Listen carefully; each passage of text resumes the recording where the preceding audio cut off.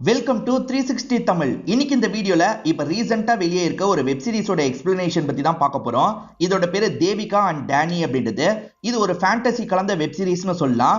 ரித்து வர்மா தான் lead role பண்ணிருப்பாங்க. இது ஒரு தெலுங்கு வெப் சீரிஸ், ஆனா தமிழ்ல கூட இருக்கு. பார்க்கணும்னு நினைக்கிறவங்க ஃபுல்லா பாருங்க. முதல்ல பிளாட் என்னன்றதை நான் சொல்றேன். இந்த சீரிஸ்ல ஹீரோயின் பேரு தேவிகா அப்படின்றது. இவங்களுக்கு வெளி உலகத்தை பத்தி பெருசா தெரியவே தெரியாது. ரொம்ப பயந்தவங்களா இருப்பாங்க. அதே மாதிரி அப்பா எது சொன்னாலும் செஞ்சிருவாங்க. அப்பா இவங்களுக்காக ஒரு மாப்பிளை பார்த்திருக்காரு. பேசி எல்லா விஷயத்தையும் முடிச்சிடுறாரு. இவங்களுக்கு விருப்பம் இருக்கா இல்லையான்னு கூட அப்பா கேட்டிருக்க மாட்டாரு. இவங்களுமே சரின்ற மாதிரிலாம் ஏத்துக்கிறாங்க. இந்த மாதிரி சமயத்துல ஒருத்தரோட ஃப்ரெண்ட்ஷிப் கிடைக்குது. அவர்னால இவங்க வெளி உலகத்துக்குலாம் போக வேண்டிய வேலை வருது. அப்படி வெளி உலகத்துல போறதுனால இவங்களோட வாழ்க்கையில என்னென்ன மாற்றங்கள்லாம் ஏற்படுதுன்னு சொல்றது தான் இந்த வெப் சீரிஸோட கதையா இருக்கும்.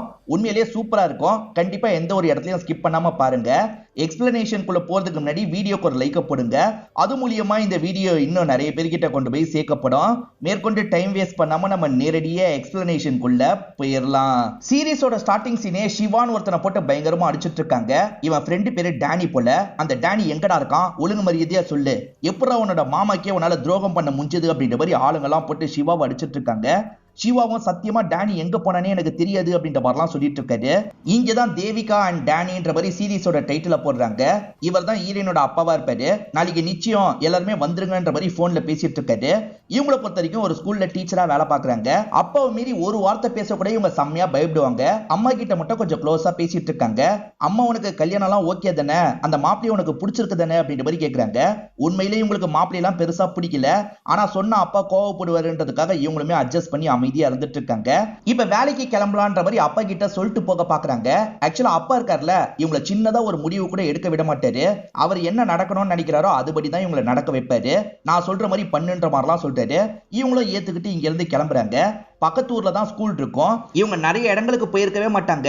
வீடு விட்டா ஸ்கூலு, ஸ்கூலு விட்டா வீடு, இப்படிதான் இவங்களோட வாழ்க்கையே போயிட்டு இருக்கு. இவங்க மியூசிக் டீச்சரா இருப்பாங்க. இப்ப பசங்களுக்கு பாடம் எல்லாம் எடுக்கிறாங்க. இவங்களுக்கு ஒரு சின்ன பொண்ணு ரொம்ப பிடிக்கும். அந்த சின்ன பொண்ணு அடிக்கடி சாப்பாடுலாம் எடுத்துட்டு வர மாட்டா. இவங்களுமே தரலாம்னு நினைக்கிறாங்க. நார்மலா தந்தா அவ வாங்க மாட்டா. அதனால இவங்க இருக்காங்கல்ல, எனக்கு வீட்டுல நிறைய சாப்பாடு தந்துட்டாங்க, என்னால சாப்பிட முடியாது, ப்ளீஸ் எனக்காக சாப்பிடுறியான்னு கேக்குறாங்க. அந்த பொண்ணுமே சரின்ற மாதிரிலாம் இவங்க கிட்ட இருந்து சாப்பாடை வாங்கிக்கிறா. இப்பதான் நான்சின்னு ஒரு டீச்சர் இந்த இடத்துக்கு வராங்க. இவங்களை பொறுத்த வரைக்கும் ஹீரோயினோட ஃப்ரெண்டா இருப்பாங்க. ஆக்சுவலா தேவிகாக்கு ஒரு மாப்பிளை பார்த்திருக்காங்கல்ல, அவர் பேரு ஜக்கி அப்படின்றது. அந்த ஜக்கியை ஏற்கனவே இந்த டீச்சர் பார்த்திருப்பாங்க.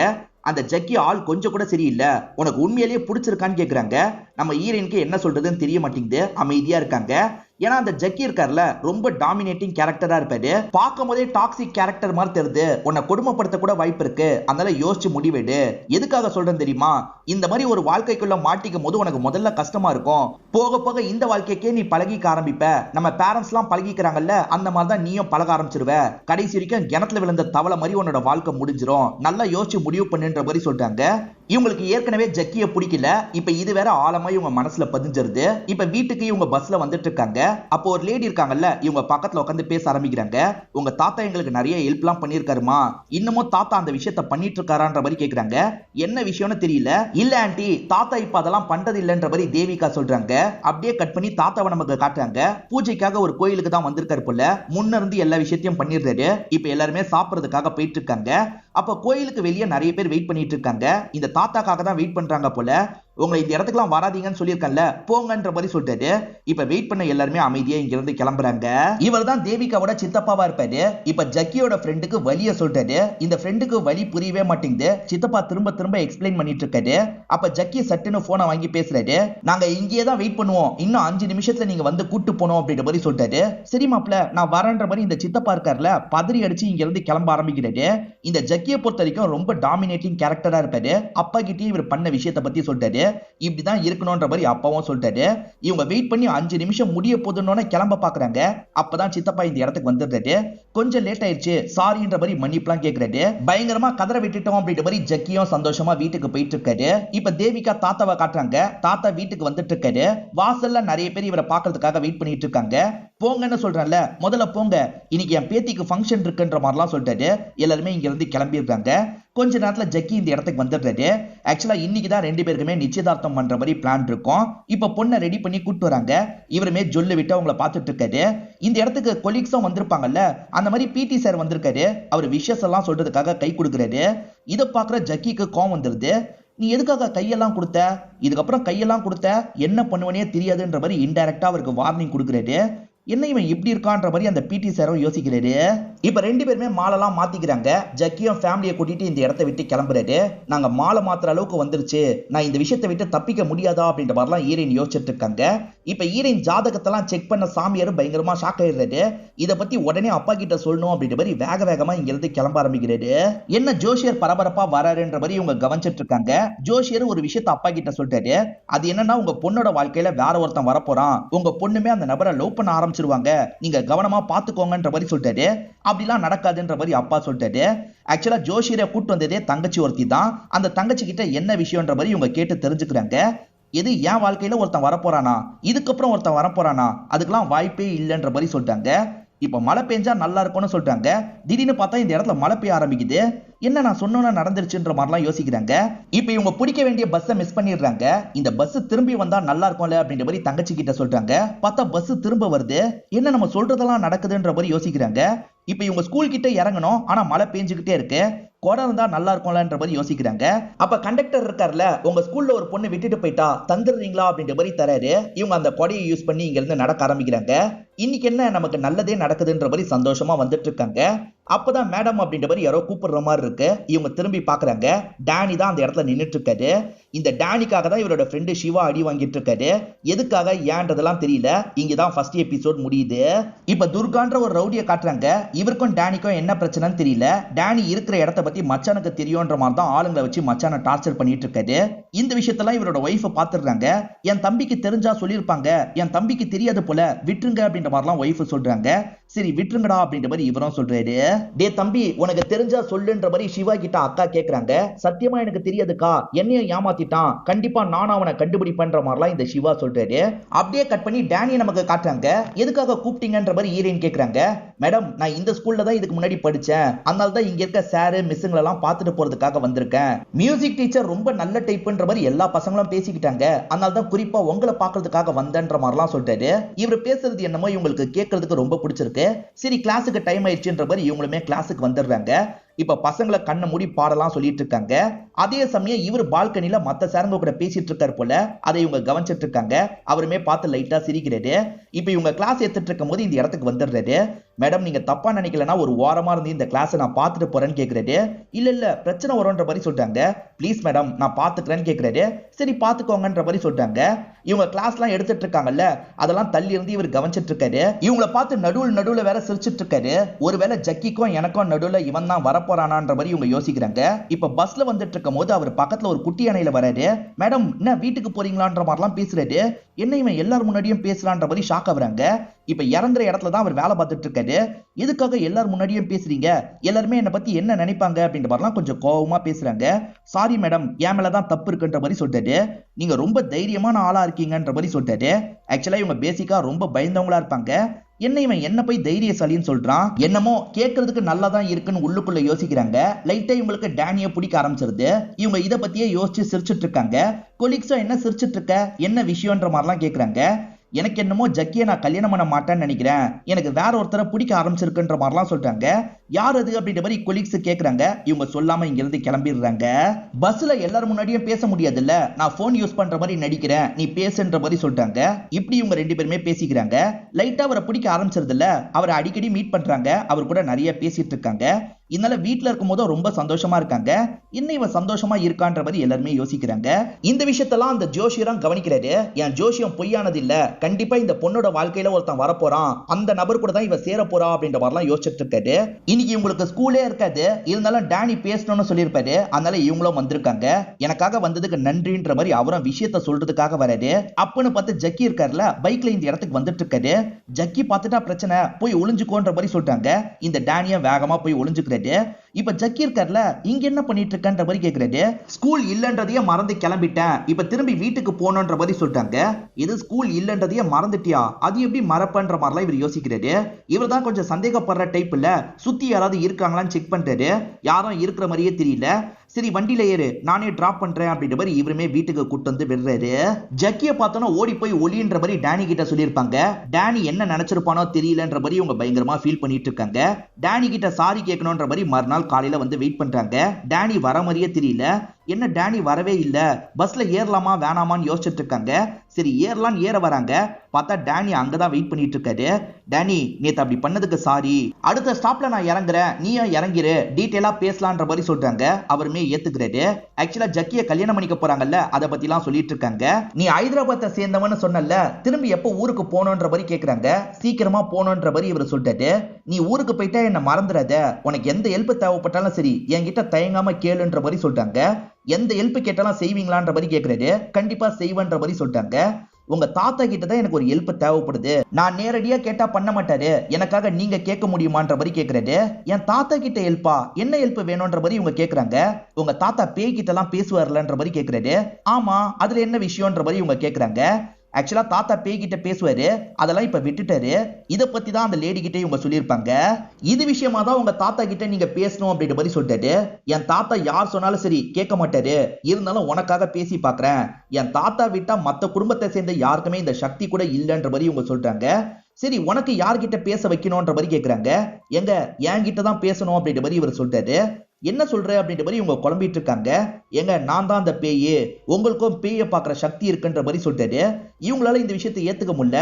நீ ஏதாவது வளராதன்ற மாதிரி சொல்றாங்க. அப்ப இவர் இருக்கார்ல, கொஞ்சம் கொஞ்சமா பின்னாடி வந்துட்டு இருக்காரு. அந்த வழியா ஒரு லாரி வருது, அந்த லாரியில இடிச்சு காட்டலான்ற மாதிரி தான் இப்படி போயிட்டு இருக்காரு. என்ன பண்ணிட்டு இருக்க, நில்லு நில்லுன்னு சொல்றாங்க. அப்ப லாரி இவர் மேல பாஸ் பண்ணி போகுது. அப்பதான் இவர் பேய்னு தெரிஞ்சு பயங்கரமா ஷாக் ஆகுறாங்க. இப்ப ஜக்கி தேவிகாவை பாக்குறதுக்காக வந்திருக்காரு. நான் ஒளிஞ்சுக்கிறேன் சொல்லாதன்ற மாதிரி ஒரு கொலி கிட்ட சொல்லிட்டாரு. அவங்க நான்சி கிட்ட பேசிக்கிட்டே தான் வராங்க. ரெண்டு பேருமே ஒரு சிங்கரை பத்தி தான் பேசிட்டு வந்துட்டு இருக்காங்க. யாரை பத்தி பேசிட்டு வராங்கன்ற மாதிரி இவருமே யோசிக்கிறாரு. அந்த சிங்கர் கிட்ட நீங்க 3 நாள் கிளாஸ் மாதிரி போங்கன்ற மாதிரி அந்த டீச்சர் சொல்றாங்க.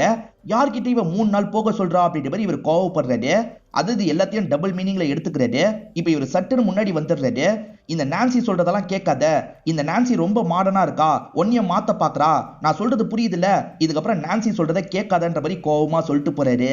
தேவிகா ரொம்ப சோகமா இருக்கிறத தங்கச்சி கவனிக்கிறா. என்னாச்சு உனக்குன்ற மாதிரி கேக்குறா.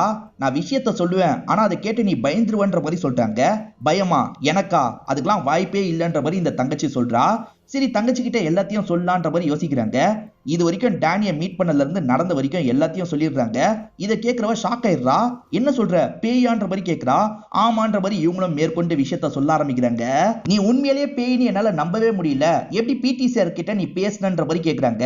நான் பேசலாம் இல்லைங்க, சும்மா அவருக்கு பக்கத்துல நிக்க மட்டும் தான் செஞ்சேன், என்ன நீங்க மட்டும் தாங்க பாத்தீங்க, அது தெரிஞ்சுதான் உங்களை ஃபாலோ பண்ண ஆரம்பிச்சேன் அப்படின்ற மாதிரி இவரும் விஷயத்த சொல்றாரு. தாத்தா ஏத்துக்கலன்னு தெரிஞ்சோன்னே இவர் சோகத்துல நின்னுட்டு இருக்காரு. கொஞ்சம் வழி விடுங்கன்ற மாதிரி விலகி போனதுக்கு அப்புறம் இவங்க பஸ் ஏறி இருப்பாங்க. இவங்க கண்ணுக்கு நம்ம தெரியுறோம் தெரிஞ்சுதான் ஃபாலோ பண்ணிருப்பாரு. ஒரு வயசான அம்மாக்கு நான் ஹெல்ப் பண்ணோங்க, தயவு செஞ்சு எனக்காக நீங்க ஹெல்ப் பண்ணுங்கன்ற மாதிரிலாம் கேக்குறாரு. என்னால அப்படிலாம் பண்ண முடியாது, இதுக்கப்புறம் என்ன ஃபாலோ பண்ணாது அப்படின்ற மாதிரி கிளம்புறாங்க. ஆனா இவர் விடக்கூடாதுன்னு நினைக்கிறாரு. இவங்களுக்கு தொல்லை கொடுத்தாவது அந்த விஷயத்த பண்ண வைக்கணும்னு யோசிக்கிறாரு. எப்ப பாரு இவங்களுக்கு ஸ்கூல்ல வச்சு தொல்லை கொடுத்துக்கிட்டே இருக்காரு. இவங்களுக்கு நித்யான்ற ஒரு சின்ன பொண்ணை ரொம்ப பிடிக்கும். அந்த பொண்ணை பாட சொல்லி கேட்டுட்டு இருக்காங்க. அப்ப இவர் வேற பக்கத்துல இருந்து தொல்லை பண்ணிக்கிட்டே இருக்காரு. ஒரு ஸ்டேஜ்ல இவங்க கோவமா ஸ்டாப் இட்னு சொல்லிட்டாங்க. நம்மளதான் சொல்லிட்டாங்க போலன்ற மாதிரி அந்த நித்யா ஃபீல் பண்ணி அழுவுறா. இவங்களுமே நித்யா ஒன்ன சொல்லமா அப்படின்ற மாதிரி ஆறுதல்லாம் சொல்லிட்டு இருக்காங்க. டேனியை பொறுத்த வரைக்கும் இவங்களோட கண்ணுக்கு மட்டும் தானே தெரிவாரு. அதை வச்சு பயங்கரமா இவங்களுக்கு தொல்லலாம் கொடுத்துட்டு இருக்காரு. தயவு செஞ்சு எனக்காக அந்த ஹெல்ப் பண்ணுங்க, அப்படி இல்லைன்னு வச்சுக்கோங்க இப்படிதான் தினமும் தொல்லை கொடுப்பன்ற மாதிரிலாம் இவங்க கிட்ட சொல்லிட்டாரு. இதுதான் நடந்தது அப்படின்ற மாதிரி தங்கச்சி கிட்ட சொல்லிட்டாங்க. சரி இப்ப அவன் எங்கன்ற மாதிரி தங்கச்சி கேக்குறாங்க. இங்கதான் நின்னுட்டு இருக்கான்ற மாதிரி ஈரைன்னு சொல்லிட்டாங்க. இது இங்கதான் நின்னுட்டு இருக்கானான்ற மாதிரி தங்கச்சி ரொம்ப பயப்படுறாங்க. அடிக்கடி பேய்ங்கெல்லாம் ஹெல்ப் கேட்டு இந்த இடத்துக்கு வந்துட்டு இருக்கல, அதனால தாத்தா ஒரு பூஜை பண்றாரு, கண்டிப்பா அவன் போயிடுவான்ற மாதிரிலாம் தங்கச்சி சொல்றாங்க. அதை கேட்கிற இவரு ஷாக் ஆகுறாரு. எங்க பூஜை பண்ண போறாரா, பூஜை பண்ணிட்டா நான் போயிடுவேங்க, தயவு செஞ்சு எனக்காக ஹெல்ப் பண்ணுங்க அப்படின்ற மாதிரிலாம் கேட்கிறாரு. இவங்களுமே எதுவுமே பண்ண முடியாம அமைதியா இந்த இடத்த விட்டு கிளம்புறாங்க. இப்ப தாத்தா 2 பேரையும் உட்கார வச்சிடுறாரு. இப்ப மந்திரம்லாம் பண்ணிட்டு இருக்காரு. அந்த மந்திரம் பண்ண இங்க இருக்க பேய்ங்கெல்லாம் மறைஞ்சு போயிட்டு இருக்கு. இவருமே ஒரு ஸ்டேஜ்ல மறைய ஆரம்பிக்கிறாரு. இதை இவங்க சோகமா பார்த்துட்டு இருக்காங்க. இப்ப தாத்தாவும் இவங்களோட கையில ஒரு கயிறை கட்டுறாரு. இதை எப்பவுமே நீ கழட்டக்கூடாதுன்ற மாதிரி சொல்லிட்டாரு. ஆக்சுவலா டேனி ஹெல்ப் வேணும்ன்ற மாதிரி ரொம்ப கேட்டிருப்பாரு. நம்ம பண்ணாம விட்டுட்டுமேன்ற மாதிரி இவங்க பயங்கரமா ஃபீல் பண்ணிட்டு இருக்காங்க. சரி டேனி என்ன ஹெல்ப் தான் கேட்டான்ற மாதிரி தங்கச்சி கேட்கிறா. இவங்களுமே என்ன ஹெல்ப் கேட்டாருன்றதை எக்ஸ்பிளைன் பண்றாங்க. டேனியை பொறுத்த வரைக்கும் ஒரு பாட்டி தான் இறந்திருப்பாங்க. அந்த பாட்டி இறந்து போனதுக்கு அப்புறம் எங்க போறதுனே இவருக்கு தெரியாது. ஒவ்வொரு இடமா அலைஞ்சிட்டு இருப்பாரு. வழியில பாக்குற எல்லாருமே இவரை பயங்கரமா டார்ச்சர்லாம் பண்ணுவாங்க. எந்த இடத்துலயும் படுக்க கூட விட மாட்டாங்க. படுத்தா இவரை துரத்தி விடுவாங்க. சாப்பாடு கேட்டா தண்ணி எல்லாம் மூஞ்சில ஊத்துவாங்க. இந்த மாதிரி ரொம்ப கஷ்டப்பட்டிருப்பாரு. அப்பதான் துர்கான்னு ஒருத்தர் இவருக்கு சாப்பாடுலாம் வாங்கி தந்திருப்பாரு. என் கூடயே இருக்கியான்னு கேட்டிருப்பாரு. இவரை கொஞ்சம் கொஞ்சமா ரவுடியா மாத்திருப்பாரு. ஸ்டார்டிங் காமிச்சாங்கல்ல, அந்த துர்காவோட அடியாளாவே இவர் மாறி இருப்பாரு. திரும்பி என்னோட வாழ்க்கையில ஒருத்தங்க வந்தாங்க, அவங்க தான் என்ன மனுஷனா மாத்துனாங்கன்ற மாதிரி சொல்றாரு. இப்ப காயத்ரின்ற ஒரு லேடியை பத்தி சொல்றாரு. அந்த லேடிக்கு சொந்த பந்தம் யாருமே கிடையாது. ஏழை பசங்க, கஷ்டப்படுற பசங்களை நல்லபடியா பாத்துக்கணும்னு நினைப்பாங்க. அந்த மாதிரிதான் ஒரு பெரிய ஆசிரமத்தை இவங்க நடத்திட்டு இருக்காங்க. இந்த இடம் இருக்கு பாத்தீங்களா, இந்த துர்காவோட கண்ணில் படுது. அதை பத்தியே யோசிச்சுட்டு இருக்காரு. ஒரு இடம் பார்த்தேன், எனக்கு ரொம்ப பிடிச்சிருச்சு, அந்த இடம் எனக்கு வேணும்ன்ற மாதிரிலாம் சொல்லிட்டாரு. உனக்கு தான் அந்த இடம் அவ்வளவு பிடிச்சிருச்சுல்ல, நீ கவலைப்படாதன, நான் பாத்துக்கிறேன்ற மாதிரி இந்த டேனியோ சொல்லிட்டாரு. இப்போ ஒரு வயசான பெரியவர் இருக்கார்ல, ஏமா கொஞ்சம் தண்ணி கிடைக்குமான்ற மாதிரி இந்த காயத்ரி கிட்ட கேட்கறாரு. காயத்ரியும் தண்ணி எடுத்து தராங்க. வெயில்ல ரொம்ப வேலை செஞ்சிருக்கீங்க போல, இங்க உட்காந்து ரெஸ்ட் எடுங்கன்ற மாதிரி சொல்றாங்க. இவரும் ஏத்துக்கிட்டு இங்க உட்கார்றாரு. இந்த லேடியும் சாப்பாடுலாம் எடுத்துட்டு வந்து தராங்க. இவருமே நன்றி சொல்லி சாப்பிடுறாரு. லைட்டா படுத்து தூங்குங்க, அதுக்கப்புறம் கிளம்பிக்கோங்கன்னு சொல்றாங்க. இவரும் படுத்து தூங்குறாரு. இப்ப ஈவினிங் கொஞ்சம் லேட் ஆயிருது. எழுப்பி அனுப்பி விடலாம்னு நினைக்கிறாங்க. ஆனா அவர் இருக்கார்ல, நான் எதுக்கு போனோம், இது என்னோட இடம்னு சொல்றாரு. இது உங்க இடமா, என்ன பேசிட்டு இருக்கீங்க, இங்க இருந்து கிளம்புங்கன்ற மாதிரி சொல்றாங்க. நான் போக மாட்டேன்னு பிரச்சனை பண்றாரு. இதனால இவங்க இருக்காங்கல்ல, எல்லாரும் வாங்கன்ற மாதிரி பக்கத்துல இருக்க எல்லாரையும் வர வச்சிடுறாங்க. அவங்களுமே நீ யாரு என்னன்ற மாதிரிலாம் பெரியவர்கிட்ட கேட்டுட்டு இருக்காங்க. ஓவரா பேசுனீங்கன்னு வச்சுக்கோங்க, உங்க வீட்டுல வந்து இந்த மாதிரி பிரச்சனை பண்ணுவேன்னு மிரட்டுறாரு. இதனால நிறைய பேருக்கு பயம் வந்து கிளம்பிடுறாங்க. கொஞ்ச நேரத்துல இந்த பெரியவரோட ஆளுங்கெல்லாம் வந்துடுறாங்க. டேனி தான் இந்த இடத்த கைப்பற்றதுக்காக இந்த மாதிரி ஒரு பிளான போட்டிருப்பாரு. இப்ப எல்லாருமே வந்து இங்க இருக்க பசங்களை துரத்தலான்ற மாதிரிலாம் நினைச்சிட்டு இருக்காங்க. அப்போ ஒரு பையன் கிட்ட இருந்து சாப்பாடை பிடிங்க அடிக்கலாம் செஞ்சுட்டு இருக்காங்க. இதை பாக்குற டேனிக்கே கோவம் வருது. இந்த மாதிரிலாம் பண்ணாது அப்படின்ற மாதிரி சொல்றாரு. ஏன்னா டேனிக்கு நடந்த மாதிரியே நடக்குது. ஆனா மத்தவங்க இவர் சொல்றதை கேட்கற மாதிரியே இல்ல. அந்த காயத்ரி இருக்காங்க பாத்தீங்களா, லீகலா எப்படியாவது இந்த ப்ராப்ளத்தை சால்வ் பண்ணலாம்னு நினைக்கிறாங்க. ஆனா எதுவுமே இவங்களால பண்ண முடியல. அவனுங்க எல்லாருமே இங்க இருக்க பசங்களை டார்ச்சர் பண்ணிக்கிட்டே இருக்காங்க. அவங்களை இங்க இருந்து ஓட வைக்கிறதுக்காக தான் இந்த மாதிரி டார்ச்சர் பண்ணிட்டு இருக்காங்க. இத பாக்குற டேனிக்கு மனசு கேட்க மாட்டேங்குது. இப்ப துர்காக்கு கால் பண்ணி பேசுறாரு. அண்ணா, இங்க எல்லாருமே ரொம்ப மோசமா பிஹேவ் பண்ணிட்டு இருக்காங்க, இந்த இடம் நமக்கு வேணாண்ணே, வேற இடத்த பாத்துக்கலான்ற மாதிரிலாம் சொல்லிட்டாரு. கொஞ்ச நேரத்துல துர்கா இந்த இடத்துக்கு வந்துடுறாரு. ஏன்டா இந்த மாதிரி சின்ன பசங்களெல்லாம் டார்ச்சர் பண்றீங்கன்ற மாதிரி ஆளுங்களை போட்டு அடிக்கிறாரு. அம்மா, இவனுங்க இருந்தா டார்ச்சர் பண்ணிக்கிட்டே இருப்பாங்க, இங்க இருந்து கிளம்பி போங்கன்ற மாதிரி சொல்லிட்டாரு. நான் எதுக்கு கிளம்பி போனோன்ற மாதிரி அவங்க கேட்கறாங்க. கிளம்பி போலனா இப்படிதான் டார்ச்சர் பண்ணுவாங்கன்ற மாதிரி துர்கா சொல்றாரு. அதாவது துர்கா இந்த இடம் கண்டிப்பா வேணும்ன்ற மாதிரி முடிவு எடுத்துறாரு. இந்த துர்காவோட மச்சான் இருக்கான் பாத்தீங்களா, ஹீரோவோட பெஸ்ட் ஃப்ரெண்டா இருப்பான் சிவா. ஏதாவது ஐடியா இருந்தா சொல்லுன்னு கேக்குறாரு. சிவாவும் ஒரு ஐடியாவை சொல்றாரு. கம்மி ரேட்டுக்கு இந்த இடத்த வாங்கி வேற யார்கிட்டயாவது அதிக ரேட்டுக்கு விற்கிறதுக்கு ட்ரை பண்ணுவாரு. கொஞ்சம் எக்ஸ்ட்ராவா காசு போட்டு நம்ம அந்த இடத்த வாங்கி திரும்பி இந்த லேடி கிட்டயே தந்துடலாம், என்ன சொல்ற அப்படின்ற மாதிரி கேட்கறாரு.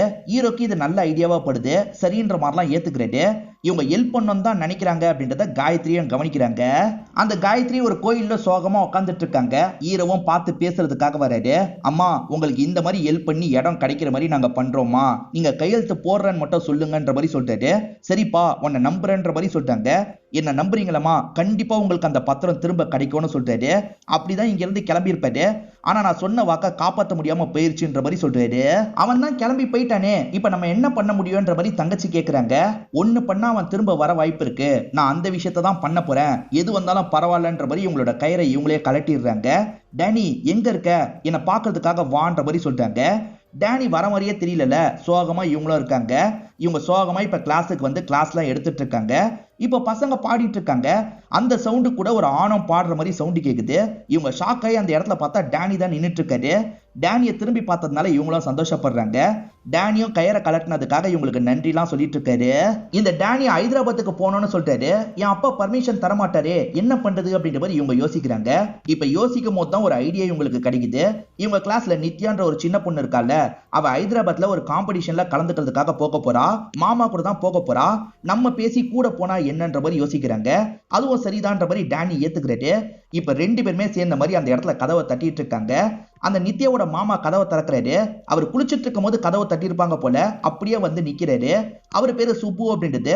இப்ப அவரும் உள்ள கூப்பிட்டு பேச ஆரம்பிக்கிறாரு. நாங்களும் கூட வரலாமா, ஏன்னா கூட வந்தா கொஞ்சம் ஹெல்ப்ஃபுல்லா இருப்போன்ற மாதிரிலாம் சொல்றாங்க. நல்லதுதான் அப்படின்ற மாதிரி அவர் சொல்றாரு. ஆனா வீட்டுல பர்மிஷன் தர மாட்டாங்க, நீங்க வந்து பேசினா நல்லா இருக்கும் அப்படின்ற மாதிரி சொல்றாங்க. எங்க நானும் ரயில்வேஸ்ல தான் வேலை பார்க்கறேன், உங்க அப்பா எனக்கு பழக்கம் தான், நான் பேசுறேன்ற மாதிரி வீட்டுக்கு வந்து இவரும் பேசுறாரு. என் அக்கா பொண்ணு ஜெயிக்கணும்னா உங்க பொண்ணு வரணும், ப்ளீஸ் ஹெல்ப் பண்ணுங்கன்ற மாதிரிலாம் கேட்கறாரு. ஒன்னா வேலை பார்க்கறவங்க இப்படி கேட்கற, நான் யோசிச்சு சொல்றேன்ற மாதிரி அப்பா சொல்றாரு. இப்போதைக்கு நீ கிளம்புன்ற மாதிரி இவர் அனுப்பியும் வைக்கிறாரு.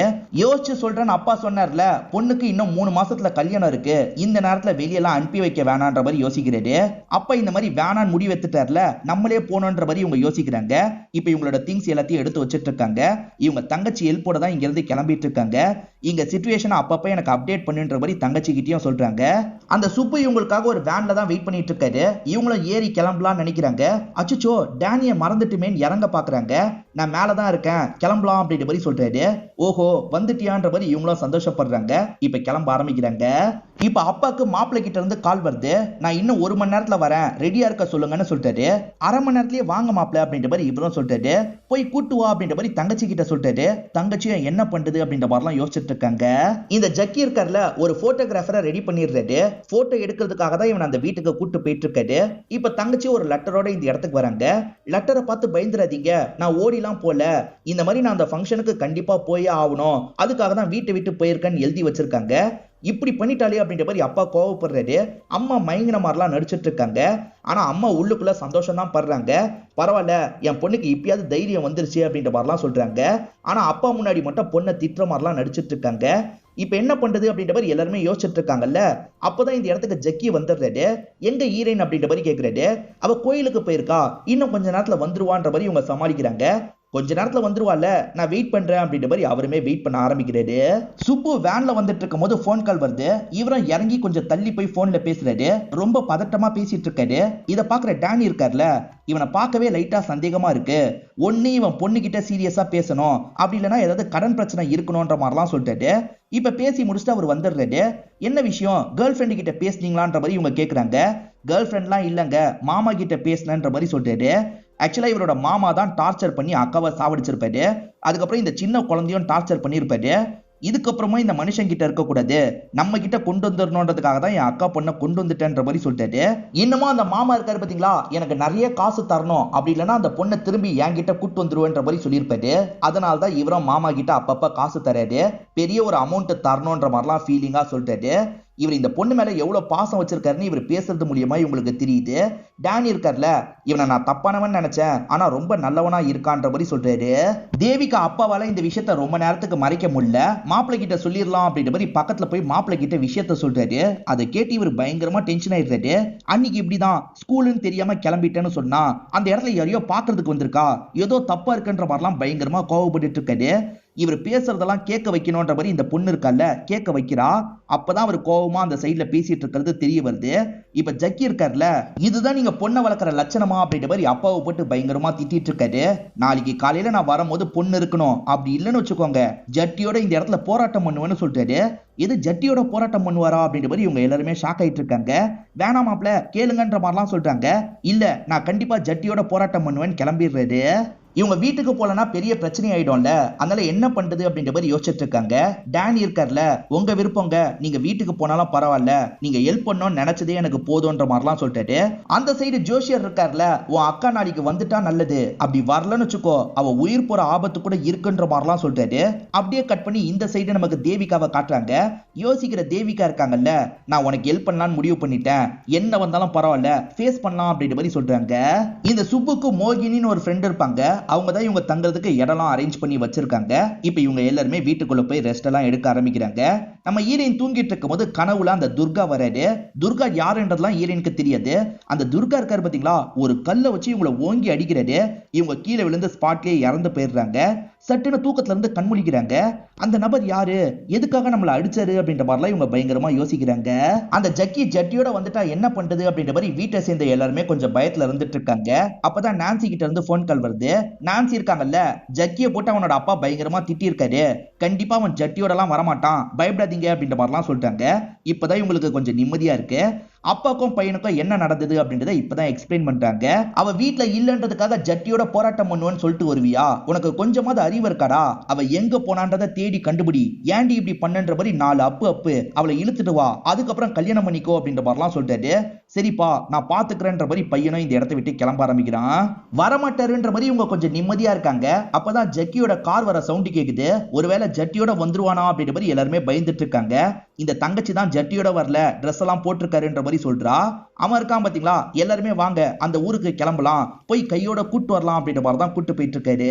இப்பதான் மேற்கொண்டு என்ன நடந்தது அப்படின்றத டேனி சொல்ல ஆரம்பிக்கிறாரு. இவர் உத்தரவாதம் தந்தார்ல, அதனால அந்த காயத்ரியும் கையெழுத்து போடலான்ற மாதிரி கையெழுத்து போட்டுறாங்க. அவங்களுக்கு ஒரு குறிப்பிட்ட அமௌண்ட் தர மாதிரி பிளான் இருக்கும். ஆனா அந்த அமௌண்ட் கூட தரக்கூடாதுன்ற மாதிரி துர்காவோட ஒய்ஃப் யோசிக்கிறாங்க.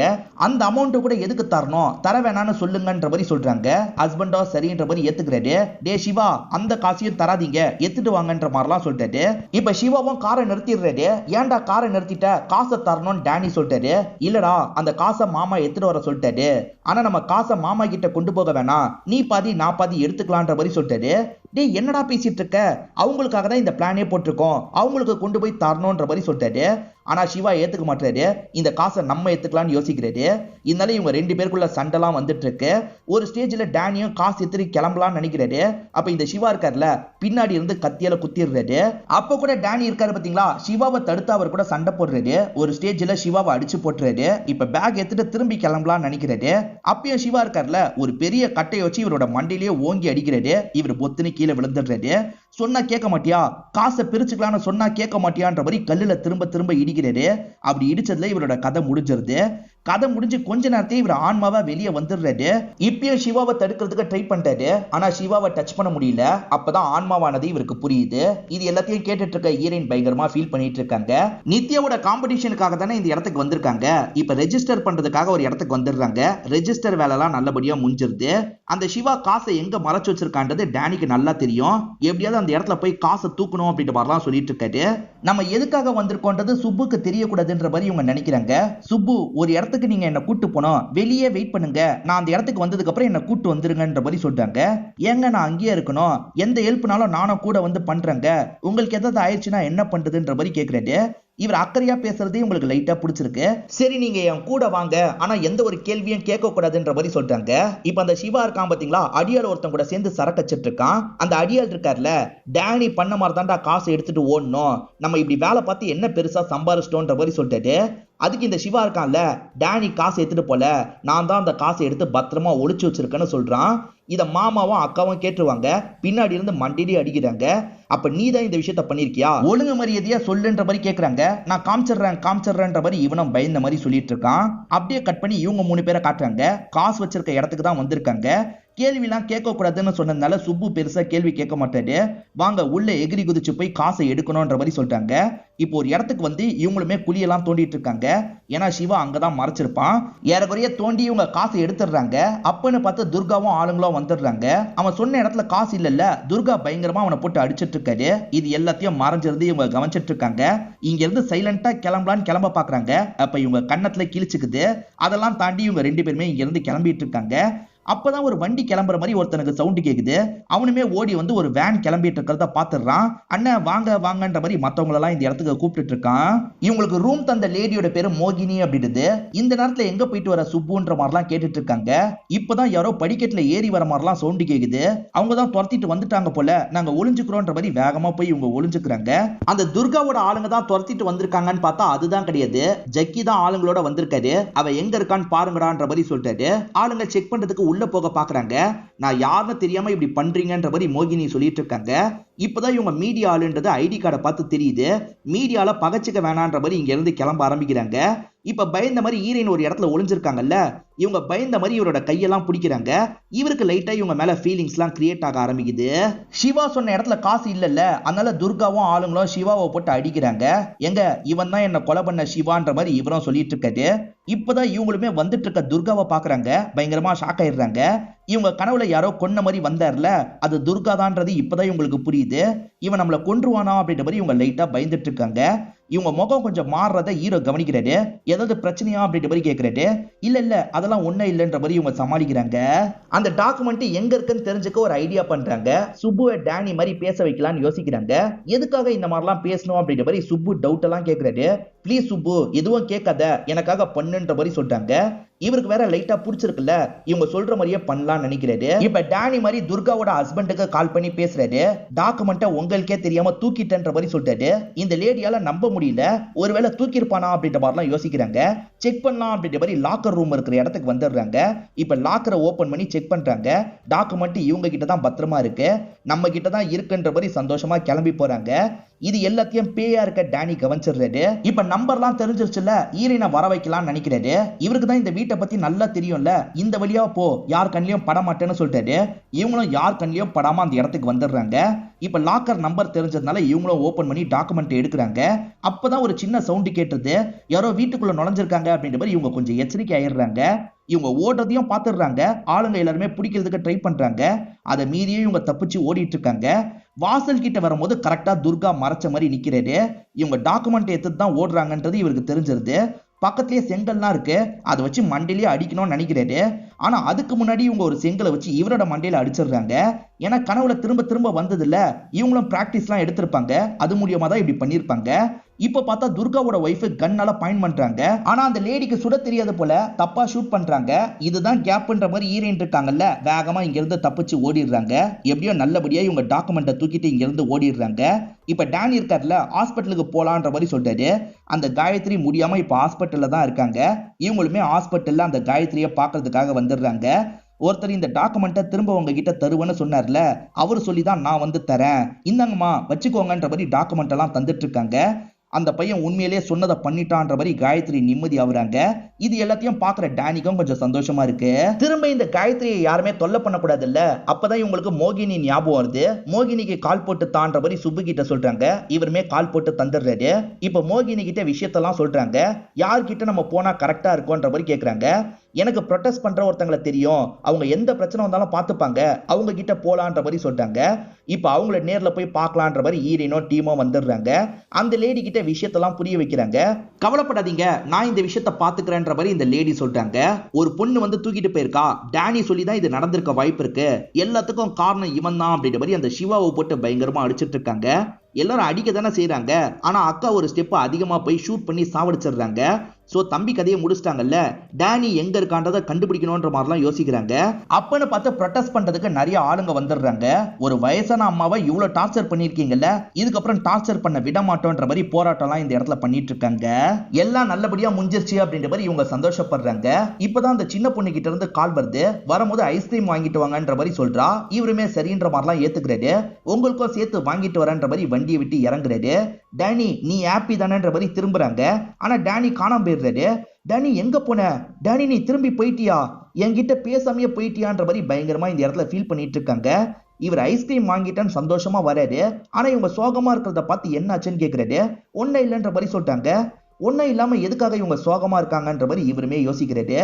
நைட்டு நேரம் கூட டேனி போனதை நினைச்சு இவங்க பயங்கரமா ஃபீல் பண்றாங்க. இவங்க எதுக்காக ஃபீல் பண்றாங்க அப்படின்றதெல்லாம் சுப்புக்கு புரிய மாட்டேங்குது. அவரை இதை ஃபீலிங்கா பார்த்துட்டு போறாரு. இப்ப காலையில அந்த பொண்ணுக்கு காம்படிஷனா இருக்கும், காம்படிஷனுக்காக கூட்டு போயிடுறாங்க. இப்ப அந்த பொண்ணு பாடுற நேரம் வந்துருது. அந்த பொண்ணு பாட ஆரம்பிக்கிறா. அப்பதான் ஒரு ஆணவம் கூட பாடுற மாதிரி சவுண்டு கேக்குது. கண்டிப்பா இது டேனியோட சவுண்டு தான்ற மாதிரி யோசிக்கிறாங்க. டேனியை பார்க்கணுன்ற மாதிரி வெளியெல்லாம் வந்து தேடிட்டு இருக்காங்க. அப்ப டேனி இருக்கார்ல, வானத்துல இருந்து தான் இவங்க கிட்ட பேசுறாரு. நீ உண்மையிலேயே ரொம்ப நல்லவ, இப்படிப்பட்ட உனக்கு நல்ல லைஃப் தான் அமையும், நீ எதை நினைச்சோ கவலைப்படாத, தைரியமா வரதை ஃபேஸ் பண்ணு அப்படின்ற மாதிரிலாம் அவர் சொல்றாரு. இதை கேட்கிற இவங்களுக்கும் பயங்கர சந்தோஷமா இருக்கு. இப்ப ஜக்கி இருக்கார்ல, இந்த இடத்துக்கு வந்துடுறாரு. வந்தவரு வேகமா இவங்களோட கையை பிடிச்சி இழுத்துட்டு போறதுக்கு பாக்குறாரு. ஆனா இவங்க இருக்காங்கல்ல, விடு ஜக்கின்ற மாதிரி கையை தள்ளி விடுறாங்க. இவர் பயங்கரமா ஷாக் ஆயிடுறாரு. இவங்களோட ஃபேமிலியும் பயங்கரமா ஷாக் ஆயிடுறாங்க. இப்ப தேவிகா தைரியமா மனசுல இருக்கிறத பேசுறாங்க. ஆரம்பத்துல இருந்தே இவனை எனக்கு சுத்தமா பிடிக்கல, ரொம்ப டாமினேட் பண்றான், ரொம்ப சந்தேகப்படுறான், இந்த மாதிரி ஒருத்தன் கூட என்னால வாழ முடியாது, நீ எனக்கு வேணாம் ஜக்கி, கிளம்புன்ற மாதிரி சொல்றாங்க. இப்ப ஜக்கியும் அப்பாக்கு கால் பண்ணி இந்த விஷயத்த சொல்லிட்டு இருக்காரு. அப்படி பேசியிருக்கா, நீ விட்டுட்டு வருவியாடா, அடிச்சு இழுத்துட்டு வான்ற மாதிரி அப்பா சொல்றாரு. இவரும் அடிக்கலான்ற மாதிரி வேகமா அவங்கள நோக்கி போயிட்டு இருக்காரு. இவர் கோபமா போயிட்டு இருக்கிறத சுப்பு கவனிக்கிறாரு. அடிக்கிறதுக்கு முன்னாடி தடுக்கணும்ன்ற மாதிரி பக்கத்துல போயிட்டு இருக்காரு. இப்ப அடிக்க வந்தவருக்கு அடி விழுது. அங்க சுப்பு தான் வந்து அடிச்சிட்டாருன்னு பார்த்தா அதுதான் கிடையாது, பிடி சார் தான் அடிச்சிருப்பாரு. ஏன்னா பிடி சாரை ஏற்கனவே இவர் மிரட்டுற மாதிரி பேசினார்ல, அதுக்காக தான் அடிச்சிருப்பாரு. இப்ப இவங்க இருக்காங்கல்ல, உன் மோதிரத்தை நீயே வச்சுக்கோன்ற மாதிரி அவர் மேலேயே தூக்கி எரிஞ்சிடுறாங்க. அந்த தவக்கலை கிணத்துலயே மாட்டிக்கிச்சுன்ற மாதிரி நான்சி சொன்னாங்கல்ல, இல்ல அந்த தவக்கலை தப்பிச்சிருச்சு அப்படின்ற மாதிரி தேவிகா சொல்றாங்க. ஆக்சுவலா இவங்களுக்கு காசு கிடைச்சது பாத்தீங்களா, அந்த காசெல்லாம் காயத்ரிக்கு போற மாதிரி பண்ணிடுறாங்க. அதே சமயம் மாமா கிட்ட இருந்து குழந்தைய மீட் எடுக்கிறதுக்கு சுப்புக்கு காசு தேவைப்பட்டதுல சுப்புக்கும் இவங்க காசை தந்துடுறாங்க. இப்ப தேவிகா வீட்டை விட்டு கிளம்பலாம்னு நினைக்கும் போது வாசல்ல ஒருத்தங்க நின்னுட்டு இருக்காங்க. என்ன தாத்தாவை பாக்கிறதுக்கு வந்தீங்களா? தாத்தா உள்ளதான் இருக்காரு, போய் பாருங்கன்ற மாதிரி இவங்க கிளம்புறாங்க. இது எல்லாத்தையும் மேல இருந்து தாத்தா பார்த்துட்டு இருக்காரு. பயங்கரமா ஷாக் ஆயிடுறாரு. ஏன்னா அது பொண்ணு கிடையாது, பேய். அப்ப நம்ம பேத்திக்கும் பேய் தெரியுமான்னு யோசிக்கிறாரு. நம்மள அசிங்கப்படுத்திட்டாலே அப்படின்ற மாதிரி ஜக்கி ஒரு சைடு கோவமா இருக்காரு. அதே சமயம் இந்த துர்காவும் ஆளுங்களும் யார் இதுக்கு பின்னாடி இருக்கான்றதை கண்டுபிடிக்கணும்ன்ற மாதிரி ஒரு பக்கம் கோவமா இருந்துட்டு இருக்காங்க. இப்ப தேவிகா எப்பவுமே போல ஸ்கூலுக்கு போலான்னு நினைக்கிறாங்க. அப்ப நில்லுங்கன்ற மாதிரி பின்னாடி யாரோ வராங்க. சுப்பு தான் வந்திருக்காரு. சுப்பு இவங்க கிட்ட ப்ரொபோஸ் பண்றதுக்காக தான் வந்திருக்காரு போல. இப்ப எல்லாத்தையும் ஒரே ஸ்கிரீன்ல காமிச்சு அடுத்த பார்ட்டுக்கு லீடு கொடுத்த மாதிரி கதையை முடிக்கிறாங்க. அடுத்த சீசன் வருமா என்னன்னு தெரியல. இந்த சீசன் உங்க எல்லாருக்குமே பிடிச்சிருக்கும்னு நம்புறேன். இந்த வீடியோ உங்களுக்கு பிடிச்சிருந்ததுன்னா லைக் பண்ணுங்க, கமெண்ட் பண்ணுங்க, மறக்காம 360 தமிழ் சேனலை சப்ஸ்கிரைப் பண்ணுங்க. தொடர்ச்சியா இந்த மாதிரி வீடியோக்கள் வந்துகிட்டே தான் இருக்கும்.